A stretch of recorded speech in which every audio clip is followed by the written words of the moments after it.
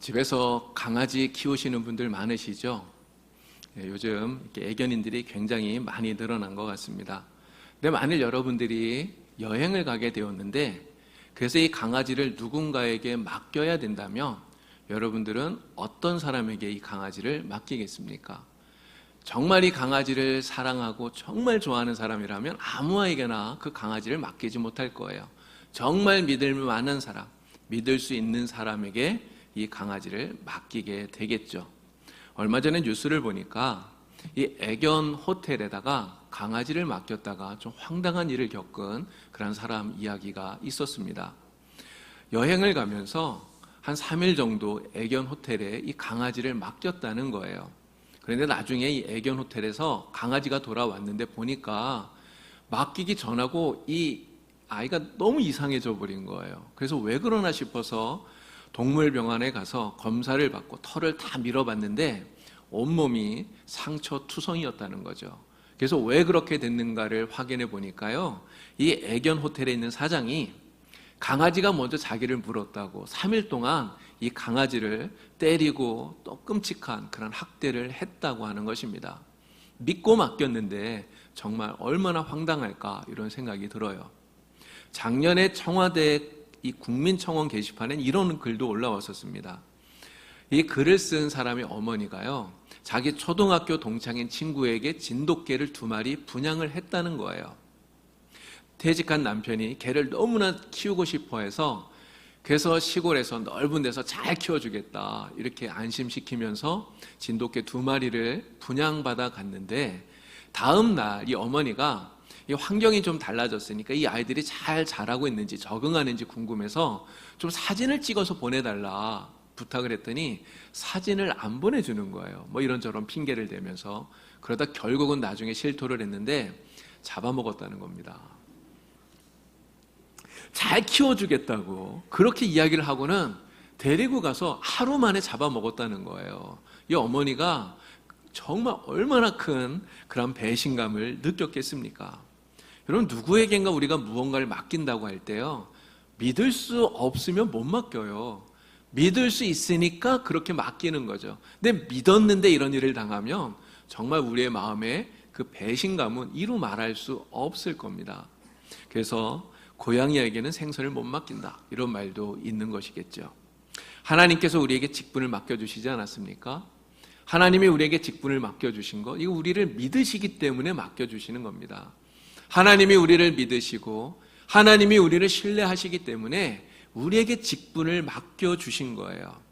우리에게 맡겨주신 이 직분, 어느 것 하나 작고 보잘것 없는 게 없어요. 정말 다 소중한 그러한 직분이라고 하는 것이죠. 목사의 직분, 장로의 직분, 집사의 직분, 권사의 직분, 우리 성가대의 직분, 또 교사나 우리가 교회에서 하는 이 모든 직분들은요, 정말 작고 보잘것없는 것이 없습니다. 모두가 다 소중해요. 우리 자신을 보면 사실 너무나 작고 부족하기만 한데요, 그럼에도 불구하고 하나님이 우리를 믿으시고 우리에게 이 귀한 직분들을 맡겨주셨다는 것입니다. 우리를 구원해 주신 것만 해도 정말 감사한데 우리 하나님께서 우리를 이렇게 믿으시고 우리에게 직분을 주셨다는 거, 여러분 이 사실을 생각하면 얼마나 감사한지 몰라요. 정말 얼마나 영광된 일인지 모릅니다. 우리에게 주신 이 직분, 정말 우리를 믿고 맡겨주셨다는 거, 우리가 다시 한번 생각하면서 하나님이 주신 직분에 우리가 잘 최선을 다해서 감당할 수 있는 그러한 주의 성도들이 다 될 수 있기를 바랍니다. 자, 오늘 본문 말씀을 보니까요, 14절에 바울이 이런 이야기를 합니다. 디모데에게 말하는 거예요. 우리 안에 거하시는 성령으로 말미암아 내게 부탁한 아름다운 것을 지켜라 이야기합니다. 내게 부탁한 아름다운 것, 그것을 지켜라 이야기를 합니다. 디모데는요, 바울에게 있어서 마치 아들과 같은 사람이에요. 바울은 디모데를 정말 믿고 신뢰합니다. 바울은요, 디모데 안에 있는 그 아름다운 믿음, 그 신실한 믿음, 거짓 없는 믿음을 보면서 그 믿음으로 말미암아 디모데를 칭찬했어요. 그리고 아들처럼 사랑하고 믿고 신뢰하는 이 디모데에게 그에게 너에게 이 아름다운 것을 부탁하노라 말하고 있는 것입니다. 바울이 디모데에게 부탁하는 이 아름다운 것, 이 아름다운 게 무엇일까요? 이 아름다운 것은요, 11절 말씀을 보니까 나오고 있습니다. 11절에 보면 이런 말씀이 나와요. 내가 이 복음을 위하여 선포자와 사도와 교사로 세우심을 입었노라 말합니다. 복음을 위하여. 지금 바울이 디모데에게 부탁한다고 하는 이 아름다운 것은 바로 바울이 가지고 있는 이 복음이라고 하는 것이죠. 예수 그리스도의 복음을 말하는 것입니다. 자, 여러분, 그러면 이 복음이 왜 아름다운 것일까요? 복음이 아름다운 이유가 무엇입니까?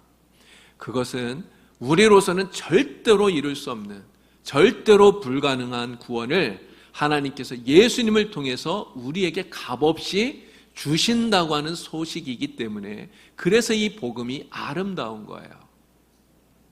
우리가 만일 어떤 선한 행위를 해서 그 때문에 우리를 구원해 주신다면 여러분, 구원받을 수 있는 사람이 있을까요? 만약에 하나님께서 우리에게 야, 내가 너에게 구원을 줄 테니까 매일 하루에 100번씩 착한 일 해라, 만약에 하나님 그렇게 말씀하시면 여러분 할 수 있을까요? 절대로 못합니다. 아무도 이러한 선을 행해서 구원받을 수 있는 사람은 없다고 하는 거예요. 인간으로서는 불가능한 것입니다. 그런데 하나님께서 죄 가운데 허덕이면서 죽을 수밖에 없었던 우리들을 사랑하셔서 하나님의 아들이신 독생자 예수 그리스도를 세상에 보내셨어요. 우리를 대신해서 십자가에 죽으시게 하시지 않았습니까? 누구나 그 예수 그리스도를 믿기만 하면 구원 얻게 하신 거예요. 이 대속의 죽음을 통해서 우리에게 구원의 문을 열어주신 하나님의 은혜, 하나님의 사랑, 이게 바로 복음이에요. 그렇기 때문에 이 복음이 아름답다라고 하는 것입니다. 예수 그리스도를 통해서 나타난 생명의 복음은요, 그것을 받아들이는 모든 사람들에게 풍성한 영생의 복을 줍니다. 영원한 죽음에서 영원한 생명으로 인생의 방향을 완전히 바꾸어 주는 거예요. 그래서 복음이 아름다운 것입니다. 바울이 지금 디모데에게 이 복음을 부탁한다고 말하고 있는 거예요.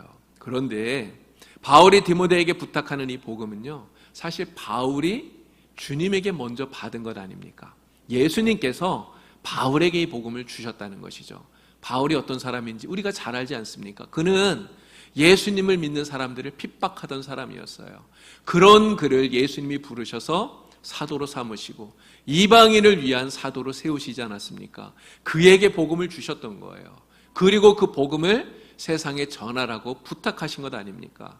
바울은 주님이 맡겨주신 이 복음을 자기가 가지고 있던 그 무엇보다도 소중하게 여기고, 그리고 그 복음을 사람들 앞에서 부끄러워하지 않으면서 그 복음을 전하며 평생을 살았던 거예요. 바울은 이 복음을 전하면서 때로는 고난을 받았습니다. 그러나 고난을 받아도 바울은 고난받는 것을 오히려 기뻐했다고 하는 거죠. 평생 동안 가장 아름답고 기쁜 소식인 이 예수님의 복음을 가슴에 안고, 그리고 그것을 전하면서 살았던 이 바울이 이제 자기가 아들처럼 여기는 이 디모데에게, 디모데야, 이 복음을 너에게 부탁한다, 이 복음을 잘 지켜다오, 부탁하고 있는 것입니다. 여러분, 바울이 지금 이 디모데에게 부탁하고 있는 이 아름다운 복음에 대한 부탁, 사실은 이 부탁은요, 바울을 통해서 우리 주님께서 지금 우리에게 하고 계시는 부탁이라고 말할 수 있는 거예요. 종들을 신뢰하면서 그들에게 달란트를 맡겼던 왕의 이야기를 우리가 잘 알지 않습니까? 예수님은요, 우리를 주님의 신실한 일꾼으로 삼고 또 우리를 그렇게 신뢰해서 바로 우리에게 주님의 이 아름다운 복음을 우리에게 맡겨주시고, 그리고 그것을 잘 지키라고 우리에게 부탁하고 계시는 것이죠. 여러분, 우리에게 부탁하신 주님의 이 아름다운 복음, 우리가 그것을 맡았어요. 우리 안에 그 복음이 있는 것입니다. 여러분 안에, 저의 안에 주님이 주신 그 복음이 우리에게 있는 거예요. 그 복음을 우리가 가지고 살지 않습니까? 이제 이 복음을 잘 지키라고 주님이 우리에게 부탁하시는데요, 우리가 어떻게 이 복음을 지켜야 될까요? 가장 먼저는요, 주님께서 부탁하신 이 아름다운 복음, 우리가 절대로 마귀에게 빼앗겨서는 안 된다고 하는 거예요. 여러분, 마귀는, 우리의 대적인 이 원수 마귀는 시기하는 자예요. 시기하는 자. 우리가 잘 되는 것 정말 눈꼬리 씌어서 두고 보질 못해요. 하나님께서 우리를 사랑하셔서 우리 안에 복음을 주신 것 마귀는 싫어한다고 하는 것이죠. 절대로 그냥 보고만 있지 않는다고 하는 것입니다. 우리가 복음의 능력을 나타내면서 사는 것 마귀는 그대로 보고 있지 않는다는 거예요. 그래서 마귀는 어떻게 해서든지 우리 안에 있는 이 복음을 빼앗으려고 합니다. 우리가 교회는 다녀도 실제로 이 복음의 능력을 나타내지 못하는 그러한 사람이 되게 만들려고 한다는 거예요. 마귀가 우리에게 이 복음을 뺏기 위해서 어떻게 할까요? 우리에게 시련을 주고 핍박을 주고 고난을 주는 겁니다. 그래서 그러한 고난과 핍박을 통해서 우리가 거기에 굴복해서 복음을 잃어버리고 믿음을 잃어버리게 만든다고 하는 것이죠. 예수님께서 십자가에 못 박혀서 돌아가시고 난 이후 313년 우리 기독교가 공식적인 종교로 공인을 받을 때까지 로마는 교회를 박해하고 핍박을 했습니다. 쿼바디스 같은 이런 영화를 보면요, 네로 황제 시대 기독교가 얼마나 극심한 핍박을 받았는지 우리가 잘 알 수가 있어요. 그들은 예수 믿는 사람들, 그리스도인들을 산채로 화형에 처하지 않았습니까? 콜로세움, 그 원형 경기장에 사자들을 풀어놓고 사람들을 먹이로 준 거예요. 예수님처럼 십자가에 매달아서 못 박아서 죽였습니다. 그러면서 기독교인들에게 신앙을 버리도록 강요했다고 하는 거예요. 여러분, 로마의 이러한 끔찍한 핍박의 배후에 바로 마귀 사탄이 있다고 하는 것을 우리는 기억해야 된다고 하는 것입니다. 무자비한 핍박과 박해로서 성도들이 지닌 이 복음을 빼앗으려고 했었던 것이죠. 여러분, 그런데 초대교회 성도들이 그들의 믿음을 빼앗겼습니까? 그들의 복음을 빼앗겼나요? 그렇지 않아요. 초대교회 성도들은 정말 그 핍박과 고난이 극심했음에도 불구하고 그들의 믿음, 그들 안에 있는 이 복음을 절대로 잃어버리지 않았다는 거예요. 뺏기지 않았다는 것입니다. 오히려 핍박이 커지면 커질수록 그들 안에 있는 이 복음의 능력은 더욱더 커지고 더욱더 불타올랐어요. 우리 기독교 2000년 역사 동안 가장 아름답게 이 기독교가 부흥했던 시기가 언제입니까? 바로 그때 아닙니까? 로마의 핍박이 있었던, 예수를 믿는다고 말하면 죽어야 했던, 생명을 내놓고 예수를 믿었던 그 시기가 우리 기독교 역사 가운데 가장 순결하게, 가장 아름답게 기독교가 부흥했던 시기라고 하는 거예요. 로마의 박해 속에서 기독교는 사라지지 않고 오히려 더 많은 사람들에게 전파되어지고 확장되어졌다고 하는 것입니다. 여러분, 지금도 마찬가지예요. 사탄은, 마귀는 우리 안에 있는 이 복음을 빼앗으려고 지금도 우리에게 끊임없이 공격하고 있다고 하는 거예요. 여러 가지 시련과 환난을 당하게 만듭니다. 그래서 우리가 믿음을 저버리게 하고 결국은 예수에게서 돌아서게 만들려고 해요. 아니면 교회는 우리가 다니더라도 그냥 껍데기만 그리스도인인, 그냥 껍데기만 예수 믿는 사람인, 그냥 종교인이 되게 만들려고 한다는 것입니다. 여러분, 신앙인과 종교인은 정말 다른 거예요. 우리는 종교인이어서는 안 됩니다. 우리는 신앙인, 정말 예수님을 믿음으로 따르는 그러한 신앙인이 되어야 되는 것이죠. 마귀가 우리를 어떻게 공격하더라도 우리는 절대로 믿음을 잃어버려선 안 되는 것입니다. 우리 안에 소유한 이 아름다운 보배인 주님께서 맡겨주신 아름다운 이 복음을 우리는 절대로 마귀에게 빼앗겨서는, 잃어버려서는 안 된다고 하는 거예요. 반드시 소중하게 잘 지켜서 복음의 능력을 지니고 살아가는 여러분들이 다 될 수 있기를 우리 주님의 이름으로 축원을 드립니다. 또한 우리는요, 이 주님이 부탁하신 이 복음, 우리 안에 있는 이 복음이 썩어지게 만들면 안 돼요. 부패하게 만들면 안 된다고 하는 것입니다. 마귀가 우리에게 공격을 해요. 복음을 빼앗으려고 합니다. 그런데 이 마귀의 또 다른 전략은 무엇이냐? 뺏을 수 없다면 썩게 만들어라 하는 거예요. 뺏을 수 없으면 썩어지게 하라. 우리가 복음을 소유했더라도 그 복음이 썩고 부패해져서 아무런 복음의 능력도 행하지 못하는 자로 만들어라. 이게 마귀의 전략이라고 하는 것입니다. 이스라엘에 두 개 큰 호수가 있잖아요. 하나는 갈릴리 호수고요. 그리고 또 하나는 사해입니다. 이 사해는 염도가 너무 높아서 어떠한 생물도 거기에서 살 수가 없다고 해요. 이름 그대로 죽은 바다, 사해입니다. 여러분, 사해가 이렇게 호수이면서도 살아있는 호수의 역할을 전혀 하지 못하게 된 이유가 뭘까요? 그 이유는 밖으로부터 자기에게 물은 들어오는데 자기는 아무런 물도 밖으로 내보내지 않기 때문에 그런 것입니다. 즉, 사해는 고여있는 물이라고 하는 거예요. 그럼 고여있는 물은 시간이 지나면 어떻게 됩니까? 썩을 수밖에 없잖아요. 부패할 수밖에 없는 것입니다. 여러분, 우리 안에 있는 이 복음도 마찬가지라는 것이죠. 주님께로부터 부탁받은 이 아름다운 복음이 우리 안에 들어왔어요. 그런데 우리가 마귀에게 이 복음을 빼앗기지 않도록 잘 간직하는 것 정말 중요하지만 그냥 내 속에만 고여있게 만들면 그러면 시간이 지나면 이 복음이 어떻게 될까요? 부패할 수밖에 없다는 것입니다. 썩을 수밖에 없다고 하는 것이죠.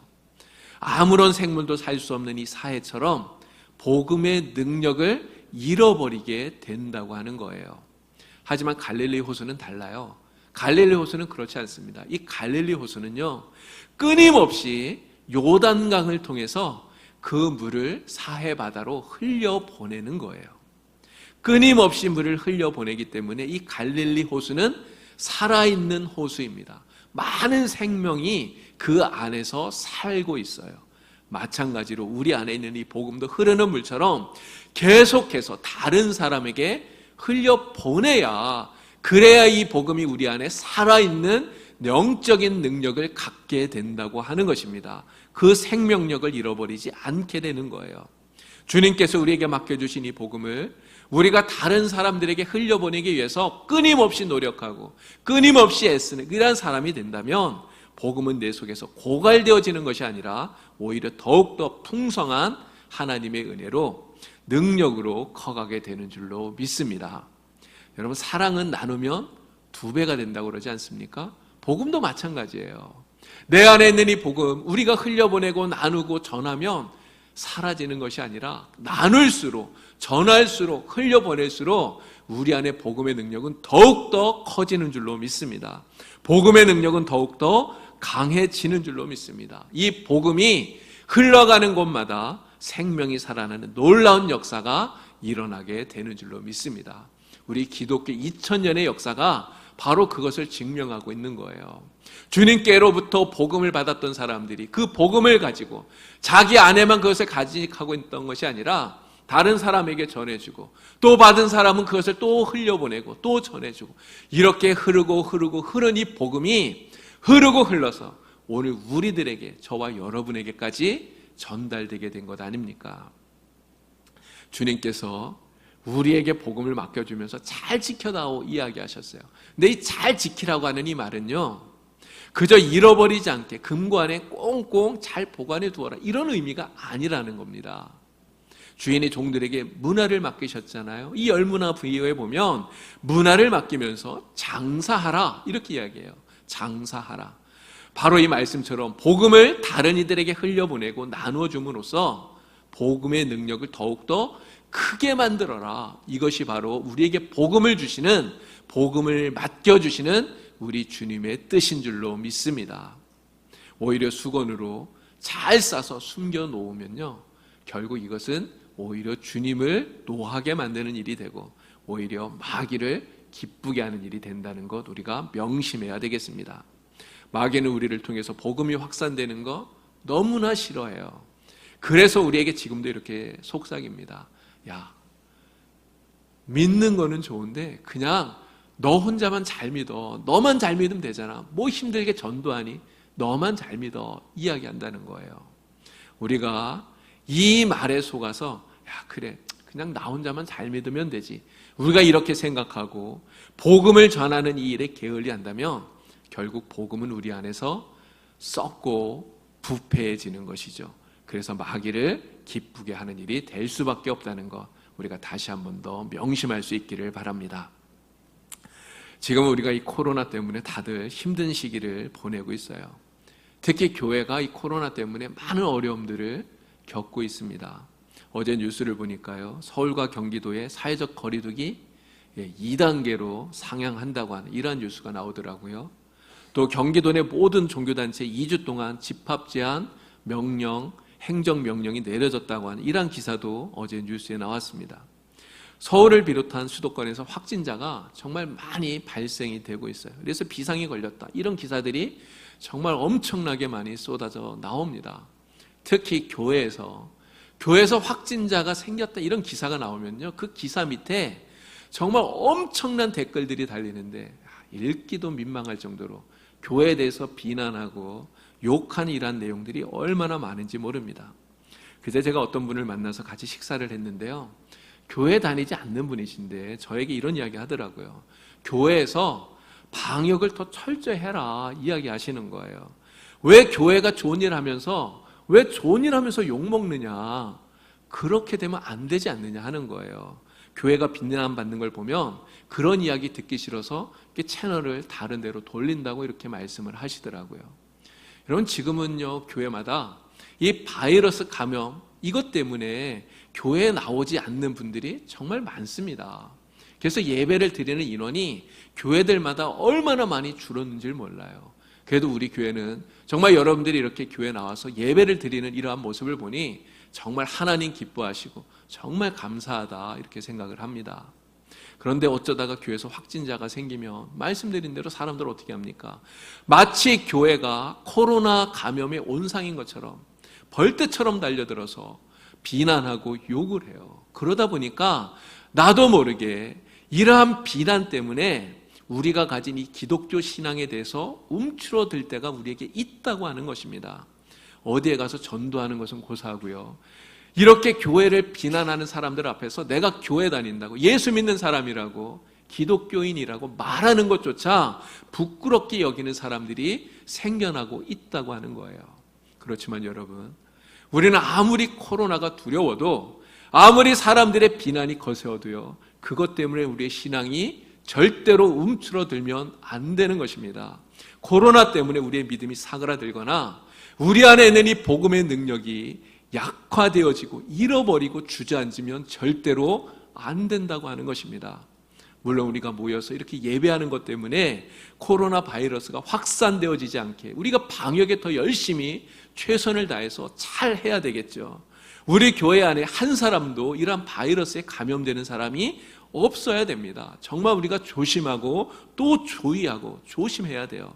그렇지만 지금 이러한 상황은 우리의 믿음에 큰 도전이 되고 있다는 거 여러분 분명히 알아야 됩니다. 마귀는 이러한 상황을 기회로 삼아서 우리의 믿음을 약하게 만들고요, 우리 안에 있는 복음을 위축되게 만들어서 복음의 능력을 상실하게 만들려고 우리를 공격하고 있다고 하는 것입니다. 지금은 매우 어려운 시기입니다. 그러나 이러한 때일수록 더욱더 우리는 믿음을 새롭게 하는 우리 모두가 될 수 있기를 간절히 바랍니다. 더 열심히 모여서 예배하고 정말 더 간절하게 주님 앞에 기도하고요, 더 진실하게 주님의 말씀을 따라서 실천하면서 우리 안에 있는 복음, 정말 예수님께서 우리에게 맡겨주신 이 복음이 녹슬지 않도록, 이 복음이 무뎌지지 않도록, 우리가 이 복음을 잃어버리지 않도록 정말 열심히 믿음의 삶에 정진하는 우리 모두가 될 수 있기를 주님의 이름으로 축원을 드립니다. 우리 주님께서 우리에게 말씀하셨어요.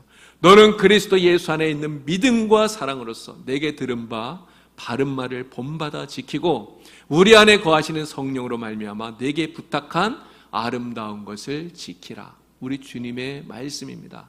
바울과 디모데, 그리고 우리의 믿음의 선진들, 우리의 믿음의 선배들이 그들이 소유했던 이 복음의 진가를 발견하고 그 복음을 위해서 기꺼이 헌신하면서 다른 사람들에게 복음을 전하면서 믿음으로 살았던 것처럼 이제는 오늘 우리가 그렇게 살아야 됩니다.